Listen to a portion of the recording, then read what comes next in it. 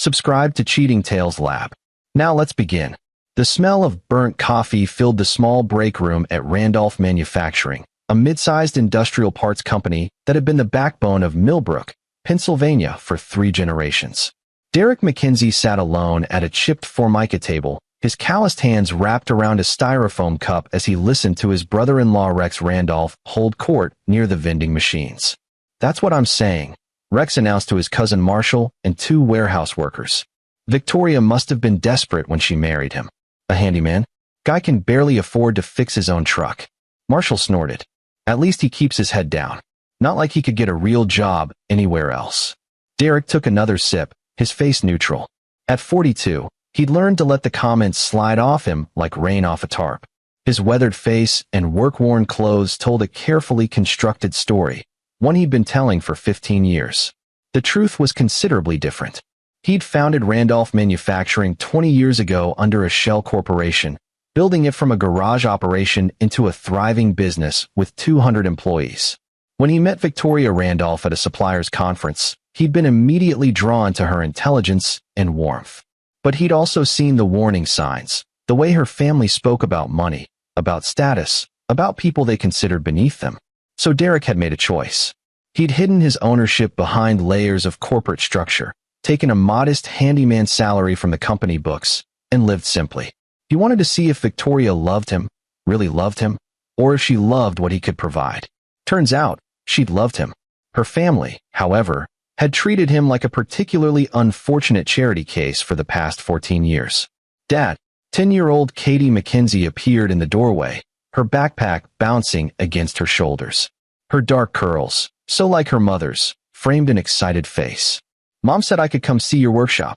Derek's expression transformed, genuine warmth flooding his features. "Hey, sweetheart. Finish your homework already?" "Yep. Can you show me how to fix the music box again?" "Katie." Victoria appeared behind their daughter, beautiful but tired in her administrative assistant outfit.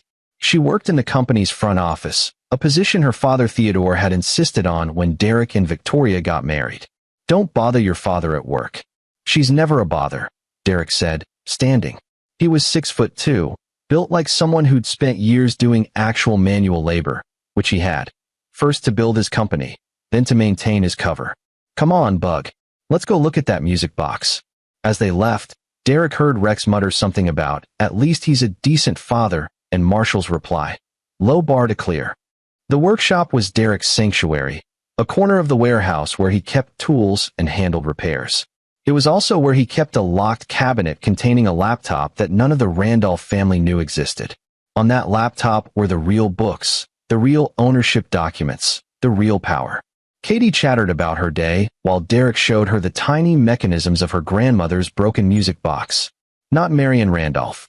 Derek's mother had died when he was 17. This had been hers, one of the few things he'd kept. "Grandpa Theodore says you don't make enough money to buy me good Christmas presents," Katie said suddenly, her small fingers stilling on the music box gears. Derek's jaw tightened. "Did he now? I told him I don't care about expensive stuff. I like what you make me." She looked up at him with those serious brown eyes. "But he said I should want better. That mom deserves better too. Your mom chose me, Katie. And I chose her. That's what matters." Derek kept his voice gentle, but inside, something cold and hard was calcifying. Theodore Randolph had always been the worst of them. Imperious, cruel in subtle ways, convinced his old Pennsylvania money made him superior to working people. That evening, Derek drove his deliberately beat-up Ford F-150 to the modest 3-bedroom house they rented, from a property company Derek secretly owned. Victoria was quieter than usual as she prepared dinner. "Dad cornered me again today," she finally said, chopping vegetables with more force than necessary. "He wants us to move in with them. Says we can't afford Katie's school expenses, that you're not providing properly." Derek moved behind her, gently taking the knife. "Vic, look at me." She turned, and he saw the frustration in her eyes. "I know we're doing fine, Derek. I know you work hard. But he won't let it go. None of them will. And now they're saying things to Katie." "What things?" "That she should be embarrassed. That her father is a charity case." Victoria's voice cracked. "Rex told her at last week's family dinner that she'd never go to a good college because we can't afford it." Derek had endured 14 years of disrespect. He'd let them mock his truck, his clothes, his job. He'd smiled through Theodore's lectures about responsibility and Marshall's jokes about Victoria's fixer-upper husband. He'd done it because Victoria had asked him to keep the peace, because maintaining his cover had required it. But going after Katie crossed a line. Maybe it's time we spent less time with your family, Derek suggested carefully. Victoria shook her head. Christmas is in 2 weeks. You know how Mom gets if we miss Christmas. And Katie loves seeing her cousins. Derek knew the Christmas gathering well. Every year, Theodore and Marion hosted at their sprawling estate in Millbrook Heights, the wealthy enclave overlooking the town. Every year, the extended Randolph clan descended. Theodore's brother Walter and his family, Marion's sister Karen Barnes and her brood, all the cousins and their spouses who worked various positions at the manufacturing plant. 47 Randolphs and their spouses were on Derek's payroll, though none of them knew it. Theodore had negotiated their positions over the years, treating the company like a family employment agency. Derek had allowed it, curious to see how deep the entitlement went. Pretty deep, as it turned out. The next morning, Derek arrived at work an hour early. He unlocked his workshop cabinet and booted up his laptop, reviewing organizational charts. Theodore Randolph, plant manager, $120,000 salary. Marion Randolph, human resources director, $95,000. Rex Randolph, sales director, $105,000. Marshall Randolph, logistics manager, $98,000. Down the line it went. Victoria's sister Karen ran quality control. Cousin Walter Jr. managed IT. The list stretched on: supervisors, team leads, administrative staff. All Randolphs. All convinced they'd earned their positions through merit and family legacy. None of them knew the company's original name had been McKinsey Industrial Solutions. Derek had changed it after meeting Victoria, a calculated decision to build trust with Theodore Randolph, who'd been looking for investors in a failing manufacturing business. Derek had bought the operation, rebranded it, and given Theodore the plant manager position. Theodore thought he'd negotiated a good deal for his family. He had no idea he was working for his future son-in-law. Derek spent 2 hours reviewing personnel files, performance metrics, and company financials. His executive assistant, a sharp woman named Grace Bradshaw who worked remotely from Philadelphia and was one of the few people who knew Derek's real position, had flagged several issues. Marshall's logistics decisions had cost the company $200,000 in the last quarter through poor vendor negotiations. Rex's sales numbers were inflated with phantom contracts.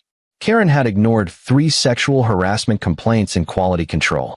Theodore himself had been blocking Derek's proposed safety improvements, claiming they were too expensive. Derek compiled it all into a folder labeled Cause. His phone buzzed. Victoria, Dad wants us to come to dinner tonight. Said it's important. Derek knew what this was. Theodore's annual pre-Christmas lecture about Derek needing to work harder, do better, provide more. The old man did it every year, usually with the whole family watching. I'll be there, Derek texted back. The Randolph estate was everything Derek's house wasn't: sprawling, ostentatious, filled with expensive furniture that no one was allowed to touch. Theodore held court in his study, a room designed to intimidate with its dark wood paneling and wall of business awards. Awards for running a company he didn't own. Derek, sit. Theodore didn't look up from his desk. At 68, he still cut an imposing figure, tall, silver-haired, with the kind of presence that came from decades of unchecked authority. Derek sat. Victoria stood beside him, tense. I've been reviewing family finances, Theodore began, shuffling papers. Victoria, you're making $42,000 as an administrative assistant. Respectable. Derek, you're pulling in what? $38,000 as a handyman. About that, Derek said mildly. Pathetic. Theodore finally looked up, his pale blue eyes cold. My daughter has been carrying this family financially for 14 years. My granddaughter is growing up in a rental home. And you're content to drift along, fixing toilets and changing light bulbs. Dad, Victoria started. I'm not finished. Theodore stood, moving to the window overlooking his manicured grounds. I'm giving you an opportunity, Derek. I need someone to manage the night janitorial crew at the plant. It's $45,000, plus you'd qualify for family health insurance instead of that bargain plan you're on. The janitorial crew. Derek knew the position, He'd eliminated it 6 months ago in favor of a cleaning service contract that saved the company money and treated workers better. But Theodore, who'd never actually reviewed the real books, didn't know that. That position doesn't exist anymore, Derek said quietly. Theodore's neck reddened. Excuse me. The janitorial manager position was eliminated in July. The company switched to contracted services. I run that plant. I think I'd know. You manage day-to-day operations, Derek interrupted, his voice still calm. You don't control structural decisions. The room went very quiet. Victoria's hand found Derek's shoulder, squeezing in warning. But Derek was tired of the charade, tired of Theodore's bullying, tired of watching his daughter absorb their contempt. Theodore's face went from red to purple. You disrespectful. How dare you question me in my own home? I've given you a job, given you. You've given me nothing, Derek said, standing. He was 4 inches taller than Theodore and 40 pounds heavier. I work for my pay. Always have. Get out. Theodore's voice was low, dangerous. Get out of my house. Derek, please, Victoria whispered. But Marion appeared in the doorway, her face pinched with disapproval. Theodore, the family's gathering in the dining room. We have the Christmas planning to discuss. Derek was just leaving, Theodore said coldly. Derek looked at Victoria. She was caught between them, torn as she'd been for 14 years. He saw the plea in her eyes. Don't make this worse. Don't make me choose. He kissed her forehead. I'll see you at home. As he walked through the Randolph estate, he passed the assembled family in the dining room. Rex smirked at him. Marshall whispered something to cousin Walter Jr. Karen Barnes didn't even look up from her phone. In the driveway, Derek sat in his truck for a long moment. Through the lit windows, he could see them all gathering around the dinner table. The Randolph family, secure in their positions, their money, their certainty that they deserved everything they had. He pulled out his phone and called Grace Bradshaw. I need you to prepare termination packages, he said when she answered. 47 of them. Include full cause documentation for the senior managers. Standard severance only where legally required. Have them ready to mail by December 27th. Grace was quiet for a beat. You're sure? They just threw me out. Again. And they've been poisoning my daughter against me. Derek's voice was hard. I'm done protecting them from themselves.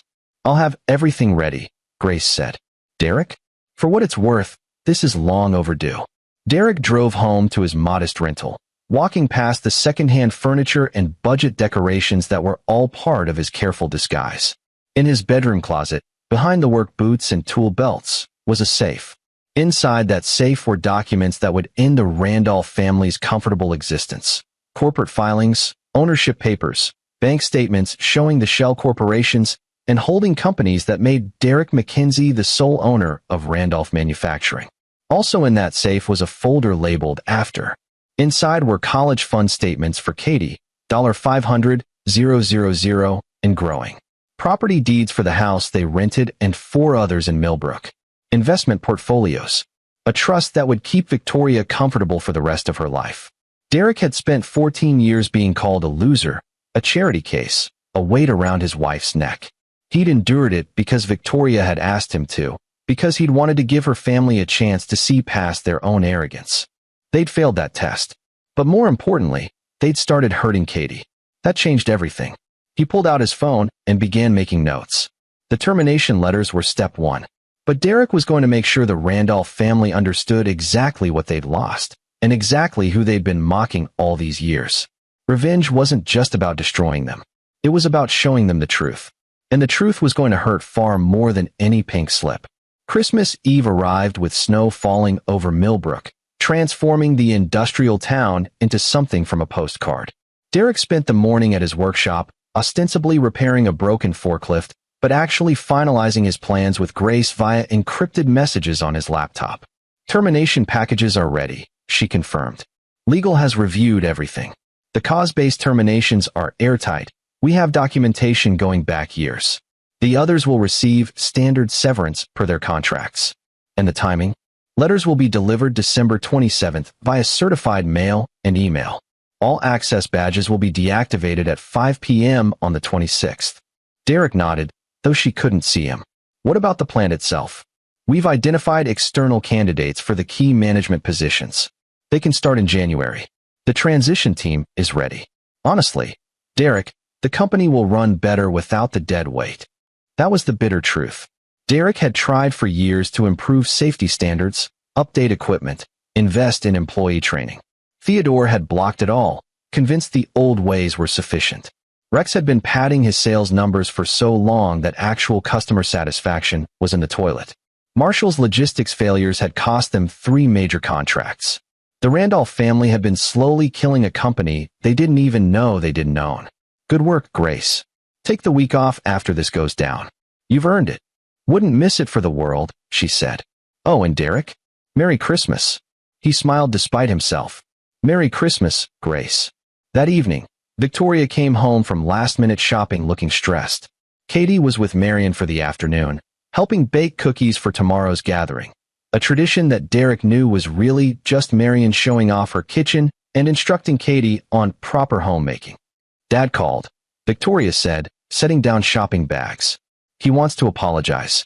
Derek looked up from where he was wrapping Katie's presents, a beautiful dollhouse he'd built himself in his workshop, complete with handcrafted furniture. Does he? He said he was harsh the other night. That he knows you're doing your best. Victoria's voice was carefully neutral. He wants us to come tomorrow. Wants to make it a good Christmas for Katie. Derek continued wrapping, his movements precise. What do you want, Vic? She sat down across from him, and he saw how tired she looked. Tired of being caught in the middle, tired of defending him to her family, tired of the whole situation. I want my family to respect my husband. I want Katie to grow up knowing both sides of her family. She trailed off. I want things to be easier. They can be, Derek said quietly. After tomorrow. Something in his tone made her look at him sharply. Derek, what does that mean? It means I'm done being their punching bag. He met her eyes. I'm done letting them make Katie feel ashamed of me. I'm done pretending their cruelty is acceptable because they're family. What are you going to do? Nothing tomorrow. Tomorrow is Christmas. We'll go, we'll celebrate, and I'll smile through whatever they dish out. Derek's voice was steady, calm. But after tomorrow, things are going to change. Victoria studied his face, really studied it, and Derek saw the moment she recognized something new there. Something that had been building for 14 years. You're scaring me a little. Don't be scared. I'm not going to hurt anyone. He reached across and took her hand. I'm just going to stop protecting them. From what? From themselves. She wanted to ask more. He could see the questions in her eyes. But Katie burst through the door at that moment, covered in flour and chocolate, chattering about the cookies and how Grandma Marion said she was becoming a proper young lady. Derek scooped his daughter up, flour and all, making her shriek with laughter. You know what proper young ladies do? What? They help their dads finish wrapping presents. As Katie dove into the wrapping paper with enthusiasm, if not skill, Derek caught Victoria watching them. She smiled, but it didn't reach her eyes. She knew something was coming, even if she didn't know what. Christmas Day dawned bright and cold. The Randolph estate was transformed into a winter wonderland, with professional decorations covering every surface and a massive tree dominating the foyer. Cars filled the circular driveway. Expensive SUVs and luxury sedans that Derek knew were mostly leased or financed up to their limits. The Randolphs loved looking wealthy more than they loved being financially stable. Katie ran ahead to join her cousins, Marshall's 3 kids and Karen's 2. Derek and Victoria followed more slowly, Derek carrying the presents he'd made, a wooden jewelry box for Marion, a hand-tooled leather notebook for Theodore, carefully crafted items for each family member. Derek, Victoria. Theodore stood in the doorway, playing the gracious host. He'd dressed for the occasion in a burgundy smoking jacket that made him look like a discount Rockefeller. Come in, come in. Katie's already terrorizing the other children. Thanks, Dad. Victoria kissed his cheek. Derek noted that Theodore didn't extend his hand for a shake. Inside, the family had assembled in its usual hierarchy. Theodore and Marion held court in the living room. Rex and his wife Whitney dominated the conversation about their upcoming cruise. Paid for, Derek knew, with a bonus Rex had awarded himself without authorization.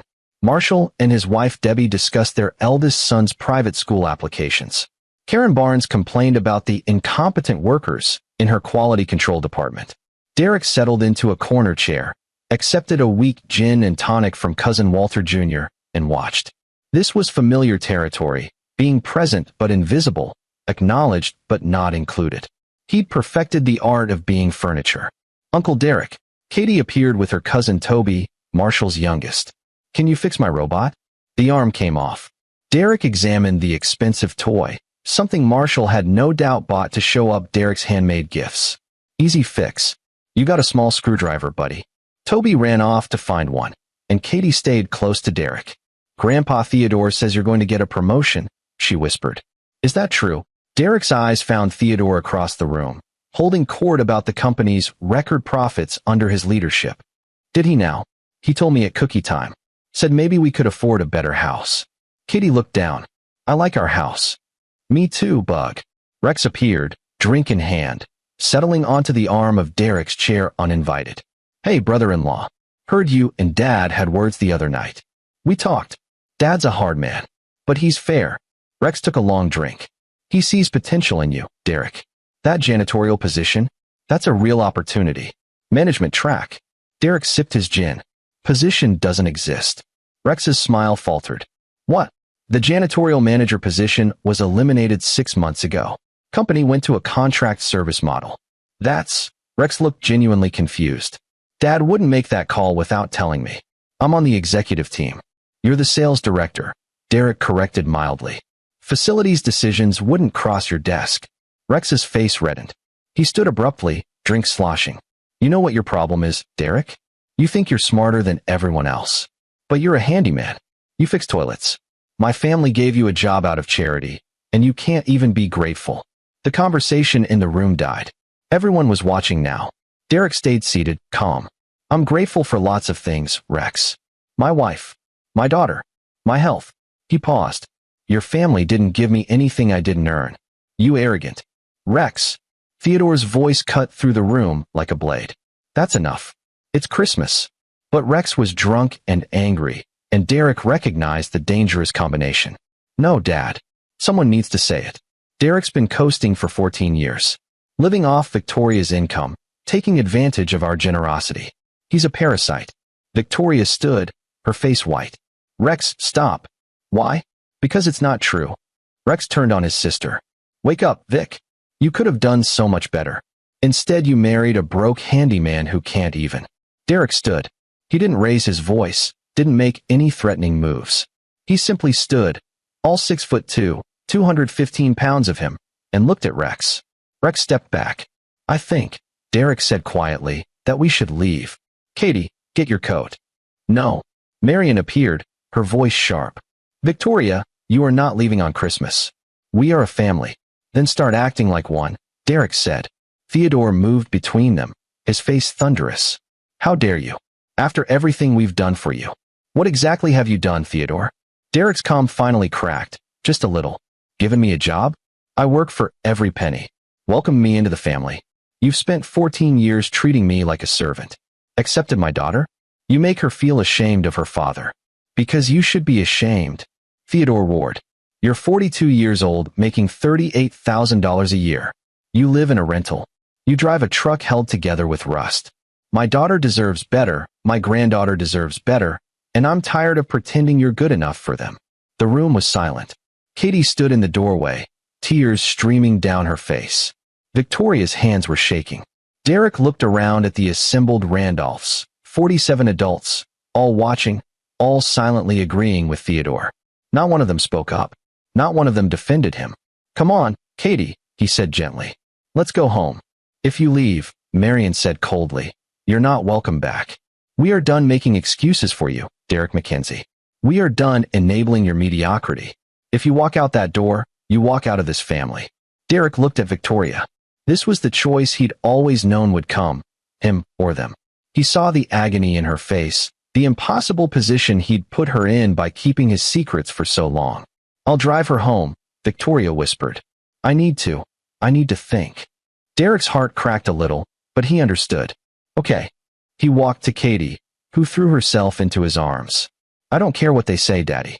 I love you. I love you too, Bug. So much. He carried her toward the door. Katie stays here. Theodore's voice was flat, final. You've poisoned this family enough. My granddaughter deserves to grow up with proper values, proper expectations. She's not going to live in poverty because of your failures. Derek stopped. Katie still in his arms. He turned very slowly. What did you say? You heard me. Theodore stepped forward. Katie stays. We'll enroll her in boarding school after the holidays. Somewhere she can develop properly, without your influence. Something cold and terrible unfurled in Derek's chest. You think you can take my daughter? I think we can give her a better life than you ever could. Derek set Katie down gently, then moved directly into Theodore's space. The old man was tall, but Derek was taller, broader, and 26 years younger. Listen to me very carefully, Derek said, his voice soft and absolutely lethal. You will never, ever threaten to take my daughter again. Do you understand me? Theodore tried to hold his ground, but Derek saw the fear flicker in his eyes. Get out of my house. Gladly. Derek took Katie's hand. Victoria, we're leaving. Now. But Victoria was crying, surrounded by her mother and sister, and Derek realized with a sick feeling that she wasn't coming. Not yet. Maybe not ever. I need time, she whispered. Derek, I'm sorry, I need time. Derek looked at his wife, the woman he'd loved for 15 years, the woman he'd built a secret empire for, and nodded. Okay, take the time you need. He walked out of the Randolph estate with his daughter, leaving behind 47 people who thought they'd won. They had no idea what was coming. The day after Christmas, Derek woke early in the house that suddenly felt too quiet without Victoria. She'd texted late last night saying she was staying at her parents' estate, that she needed to think. Katie was still asleep, exhausted from crying herself to sleep. Derek made coffee and opened his laptop. An email from Grace was waiting. Packages mailed. Delivery confirmed for today by 2 p.m. Good luck. He spent the morning with Katie, making pancakes and watching her favorite movies. She didn't ask where her mother was. At 10 years old, she was learning that sometimes the adults in her life disappointed her. Dad? She asked during the second movie. Are you and Mom going to get divorced? Derek pulled her close. I don't know, sweetheart. I hope not. But whatever happens, you need to know that your mom and I both love you more than anything. Grandpa Theodore said you're not good enough for us. I know he did. He's wrong. Katie looked up at Derek with those serious brown eyes. You're the best dad in the world. Derek's throat tightened. Thank you, Bug. That means everything to me. At 1:47 p.m., his phone started buzzing. Then it didn't stop. The first call was from Rex. Derek let it go to voicemail. The second was from Marshall. Voicemail. The third was from Theodore. Voicemail. By 2:15, he had 23 missed calls and counting. The messages were all variations of the same theme: confusion, anger, demands that he call back immediately. At 2:30, Victoria called. Derek answered. Hey. Derek. Her voice was shaking. What did you do? What do you mean? My father just got a termination letter. So did Rex. And Marshall. And my mother. Derek, what the hell is going on? I should probably explain in person, Derek said calmly. Are you still at your parents'? The entire family is here. Everyone got letters. Derek, they're saying. She lowered her voice. They're saying they're all being fired from Randolph Manufacturing. All 47 of them. 47 exactly, Derek confirmed. Can I come over? You. Victoria made a sound between a laugh and a sob. Yes. You need to come over right now. Derek got Katie settled with a neighbor, a kind widow named Mrs. Peterson who Katie adored, and drove to the Randolph estate. The circular driveway was packed with cars. Through the windows, he could see people gathered in the living room, waving papers, shouting. Theodore answered the door, his face purple with rage. You smug son of a, what did you do? I'd like to come in, Derek said politely. You'll explain right here what kind of sick prank this is. It's not a prank, Theodore.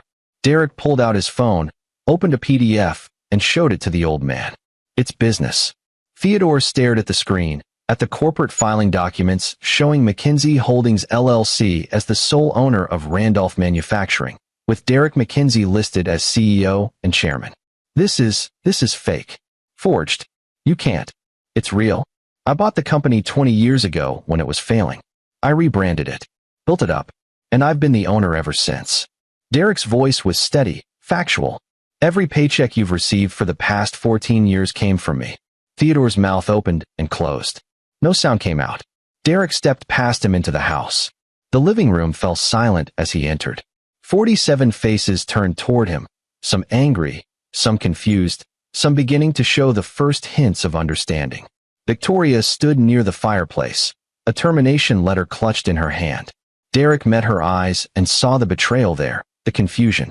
"You've all received letters today," Derek began, his voice carrying across the room.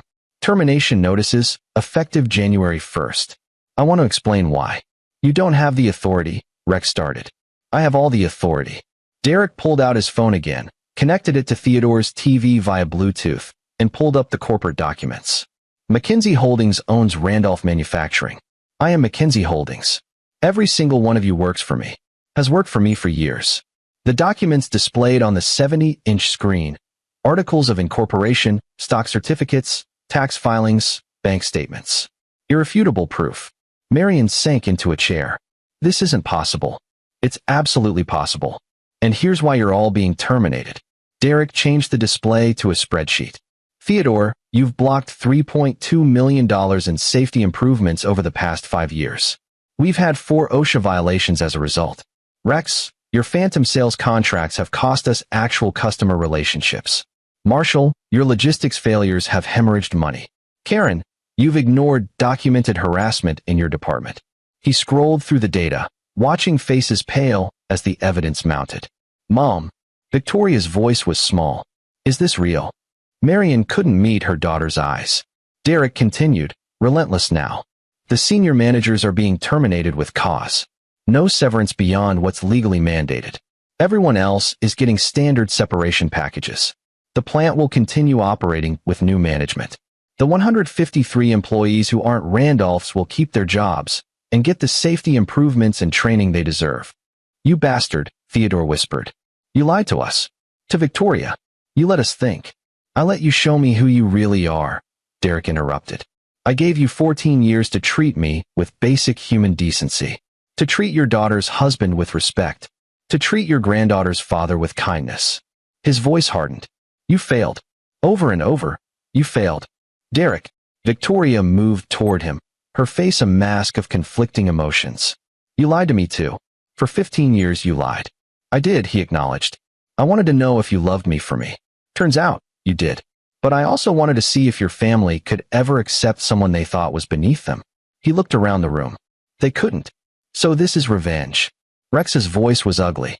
"You're destroying 47 people's lives because we hurt your feelings?" "I'm removing 47 people who've been damaging a company while collecting paychecks they didn't earn," Derek corrected.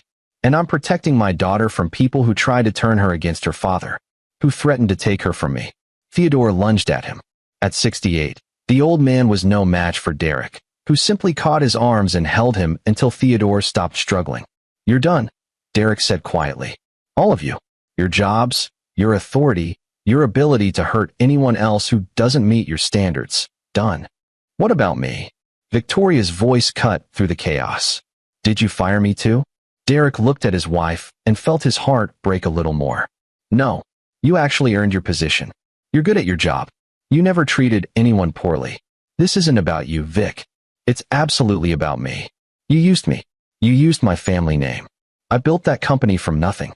The Randolph name was failing when I bought it. I gave it value. I gave them all jobs they didn't deserve and kept them employed for years while they mocked me, belittled me, and tried to poison my daughter against me." Derek's calm was finally cracking. "I protected them.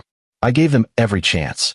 And yesterday, they told me I wasn't good enough for my own daughter." The room was silent. "You all thought I was a loser," Derek continued, his voice rough. "A broke handyman who got lucky with Victoria. You made jokes. You offered me charity. You tried to separate me from my daughter. So yes, Victoria, this is revenge. But it's also justice." He turned to face them all one last time. "You have until January 1st to clear out your offices. Security badges will be deactivated then. Any company property needs to be returned. If you have questions about your severance or health insurance, contact HR, the real HR department in Philadelphia, not Marion's office." Derek walked to the door, then paused. "Oh, and Theodore? That estate you're so proud of? The one with the mortgage you bragged about paying off? I hold that note through one of my investment companies. You've got 90 days to refinance, or I'll foreclose." Theodore's face went white. "You wouldn't. Watch me." Derek walked out into the cold December afternoon. Behind him, the Randolph family erupted into shouting, crying, chaos. He'd just destroyed their world with a few phone calls and some certified letters. He should have felt satisfied, vindicated. Instead, he felt hollow, because Victoria hadn't followed him out, and he didn't know if she ever would. The next 3 days were a blur of phone calls, legal threats, and silence from Victoria. Derek focused on Katie, keeping her busy and shielded from the fallout. The neighbor network in their modest part of Millbrook rallied around them. Mrs. Peterson, the Johnsons down the street, the Torres family who lived above them. Working class people who'd always treated Derek with respect. On the 4th day, Victoria came home. She looked exhausted, dark circles under her eyes, her clothes rumpled. Derek was making lunch when she walked in. Katie ran to her, and Victoria held their daughter tight for a long moment. "Can we talk?" Victoria asked quietly. Derek nodded. "Katie, why don't you go to your room for a bit?" Katie looked between her parents, worry clear on her young face, but she went. Victoria sat at their kitchen table, the same scratched, second-hand table Derek had been sitting at for years. "My father tried to kill himself." Derek's stomach dropped. "What? Pills?" "Mom found him yesterday. He's in the hospital, stable now, but—" She looked up at Derek with red-rimmed eyes. "He left a note. Said he'd destroyed everything, that he'd failed the family." "Vic, I didn't. I never wanted." "I know." She held up a hand. "I've spent the past 4 days listening to my family. Really listening. Do you know what I heard?" Derek waited. Entitlement. Blame. Self-pity. Victoria's voice was hollow. "Not once did anyone take responsibility. Not my father for blocking safety measures. Not Rex for his fake sales. Not Marshall for incompetence. They all blamed you." "I shouldn't have hidden who I was," Derek said. "That was wrong." "Yes, it was." Victoria met his eyes. "But I understand why you did it." "And Derek?" "After 4 days with them, after seeing how they reacted when they lost everything, I'm ashamed. You didn't do anything. I enabled them. For 14 years, I asked you to just tolerate it. To keep the peace. To let them treat you like garbage because they were my family." Tears spilled down her cheeks. "They tried to take Katie from us. And I almost, God, Derek, I almost let them." Derek moved to her, kneeling beside her chair. "You didn't. You wouldn't have. I don't know that. I was so torn, so confused. And then you walked in with proof that you'd been supporting them all along. That you were the reason they had anything. And they still—" She broke down, sobbing. "I'm so sorry. I'm so sorry." He held her while she cried, all the pain and tension of 15 years flowing out. "What happens now?" she finally asked. "That's up to you," Derek said gently. "I meant what I said. You didn't do anything wrong. You keep your job if you want it. The house we're renting? I own it. You can stay. Katie can stay. I'll make sure you're both taken care of, whether you want me or not." Victoria pulled back, searching his face. "Do you want me?" "Every day of my life," Derek said without hesitation. "But I won't force you to choose between me and your family. Not anymore. They already made that choice for me." Victoria wiped her eyes. "Mom called me a traitor for defending you. Rex said I was thinking with my hormones instead of my brain. Karen suggested I have you committed for mental instability." Derek felt a fresh wave of anger, but Victoria continued. "My father tried to kill himself, and you know what his note said? That I betrayed the family by marrying you. That I'd ruined everything." She stood up, pacing. "Not that he'd failed. Not that he'd been cruel and arrogant. That I had ruined things by loving you. Vic, I choose you," she said firmly. "I choose us. I choose the man who spent 14 years protecting me even when it cost him everything. The man who built me a secret empire so I'd never have to worry about money. The man who makes our daughter wooden dollhouses because he knows she'll treasure them more than anything store-bought." Derek stood, hardly daring to hope. "You're sure?" "I've never been more sure of anything." She moved into his arms. "But Derek, no more secrets. Ever. If we're going to make this work, we have to be partners. Real partners. No more secrets," he promised. They stood there in their modest kitchen, holding each other, while their world realigned around them. Later that night, Derek lay in bed next to Victoria, both of them unable to sleep. "What are you thinking?" he asked. "About my father," she admitted. "I should hate him for what he did, what he said. But mostly I just feel sad. He built his whole identity around that company, that position, and it was never really his. I didn't want to break him. I know. But Derek? He broke himself. He had every opportunity to be a decent person, a decent grandfather. He chose superiority instead. She rolled to face him in the darkness. What are you going to do about the estate? Derek had been thinking about that. I'm going to restructure the loan. Lower interest, longer terms. They can keep the house if they can make reasonable payments.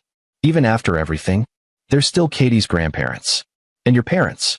I don't want to be the man who made them homeless. Derek paused. But I am going to make one condition. What's that? They apologize. To you. To Katie. And they mean it. Real accountability, not just words to get what they want. Victoria was quiet for a moment. They won't do it. Then they lose the house. You've gotten harder, she observed. In these past few days, I've seen a side of you I never knew existed.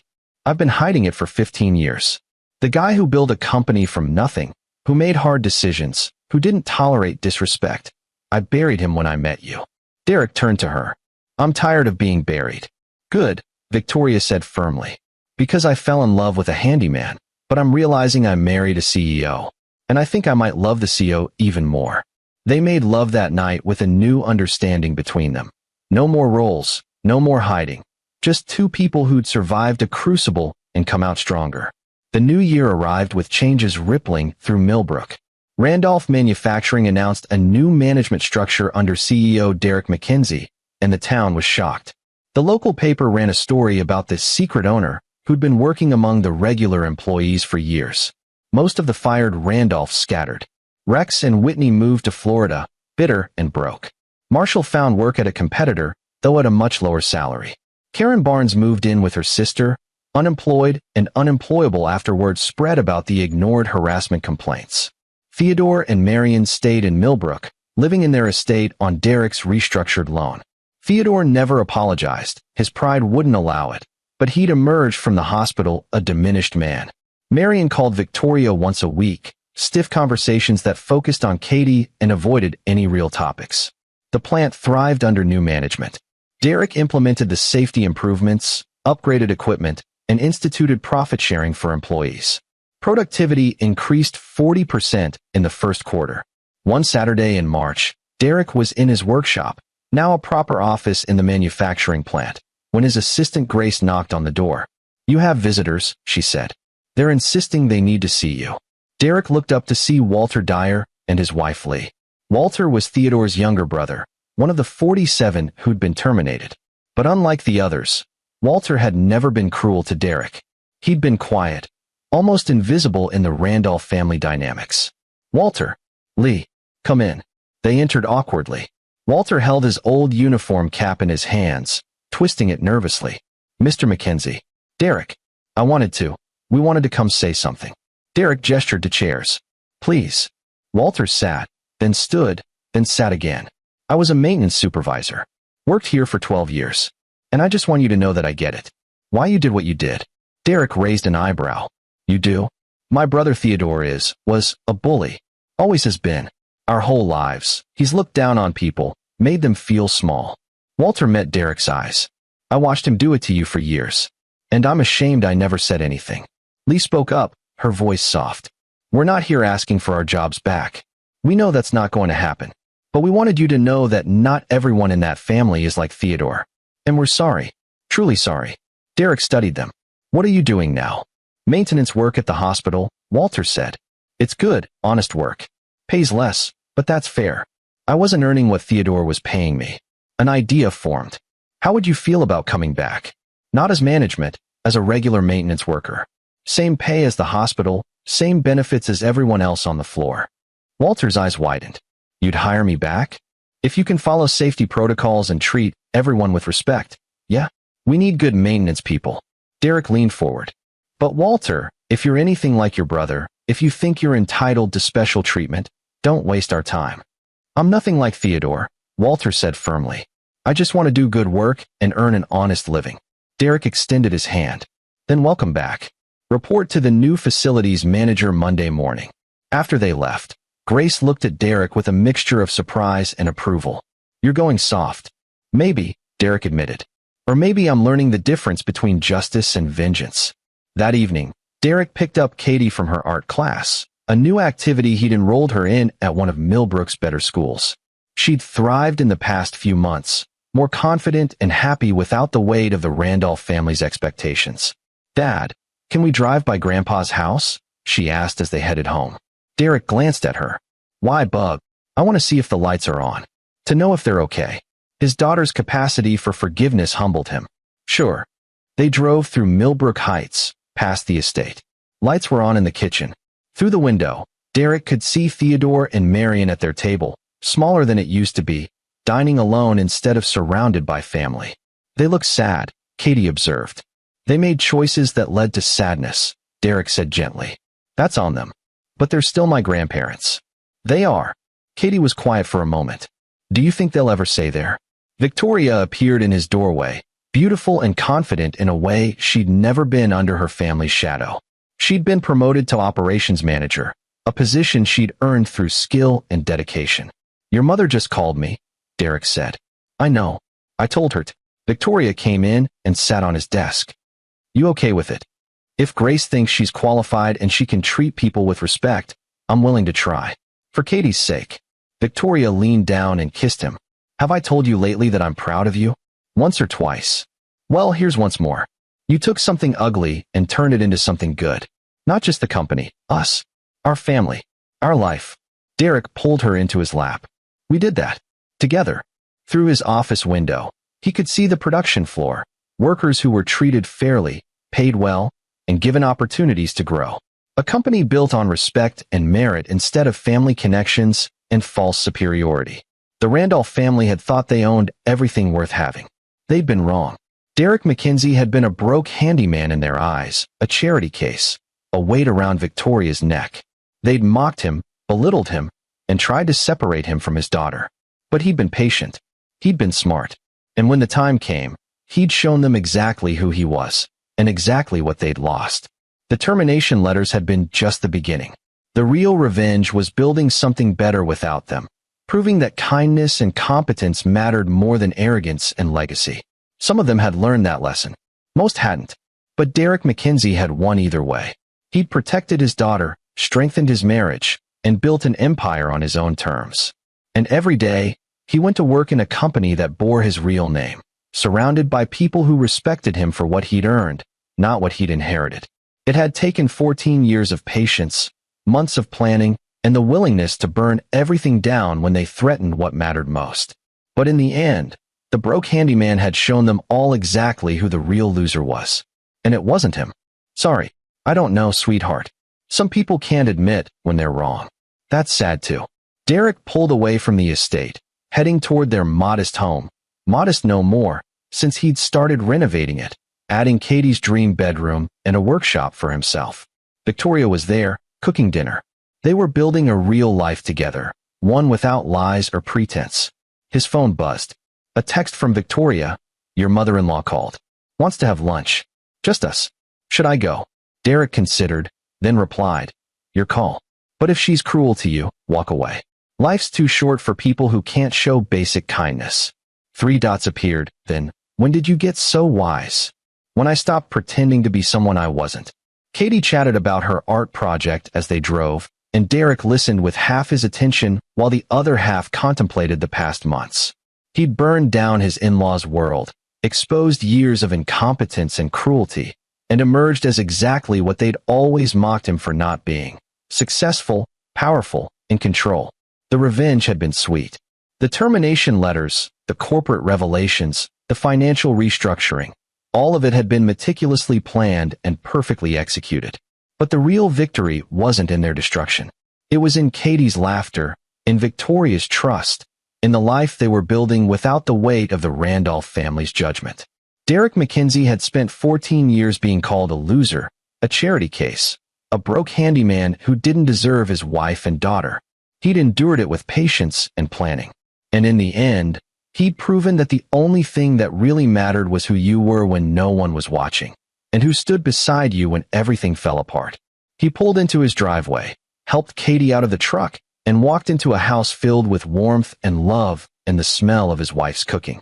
The Randolph family had lost everything they valued: money, status, power, superiority. Derek had gained everything that actually mattered. And that, he thought as Katie ran to hug her mother, was the best revenge of all. Epilogue. 2 years later, Derek stood in the Millbrook manufacturing plant. He'd renamed it removing the Randolph name entirely, watching the production floor hum with efficiency. The company had doubled in size, expanded into 3 new product lines, and was being featured in industry magazines as a model for employee-centered manufacturing. Grace approached with a folder. The quarterly reports are in. We're up another 22%. Employee satisfaction? 92%. Highest in the industry. Derek smiled. Good. Make sure the profit sharing reflects that. His office phone rang. He answered to hear Marion's voice, still stiff, but less hostile than it had been. Derek, Victoria mentioned you might be hiring for an administrative position. He leaned back in his chair. We are. I'd like to apply. Derek was quiet for a moment. Marion Randolph, former Human Resources Director, asking to apply for an entry-level administrative job. The humiliation must have cost her dearly. Have you talked to your daughter about this? He asked. She suggested it. Said you might be willing to give me a chance. Marion's voice wavered slightly. I know I don't deserve it. I know what I did. What we all did. But I'm asking anyway. Why should I hire you? Because I'm good at my job when I'm not being blinded by arrogance. Because I've learned that treating people with respect matters more than family legacy. And because, she paused. Because I want to know my granddaughter. And the only way that's going to happen is if I prove I've changed. Derek thought of Katie, now 12 and thriving. She'd asked about her grandmother recently, wondering if they could try again. Victoria had been cautiously open to the idea. Send me your resume, Derek said. You'll interview with Grace, not me. If she thinks you're qualified and can work well with others, we'll consider it. But Marion, you come in as entry level. No special treatment, no family privileges. You earn everything. I understand. And if you're disrespectful to anyone at all, you're done. We have a zero-tolerance policy for the kind of behavior you showed me. I understand that too. Marion's voice was steady. Thank you for considering it. After she hung up, Derek sat quietly for a moment. Forgiveness hadn't been part of his revenge plan. Justice had been the goal. Make them understand what they'd lost, who they'd been mocking, what their arrogance had cost them. But maybe, he thought, there was room for something beyond justice. Not for all of them. Theodore had died 6 months ago, bitter and unrepentant to the end. Rex was somewhere in Florida, still blaming Derek for his failures. Marshall had tried to sue for wrongful termination and lost badly. But Marion was at least trying. Walter had become one of the plant's most reliable workers, mentoring younger employees and leading safety training. Change was possible, even if it was rare. This is where our story comes to an end. Share your thoughts in the comments section. Thanks for your time. If you enjoy this story, please subscribe to this channel. Click on the video you see on the screen, and I will see you there.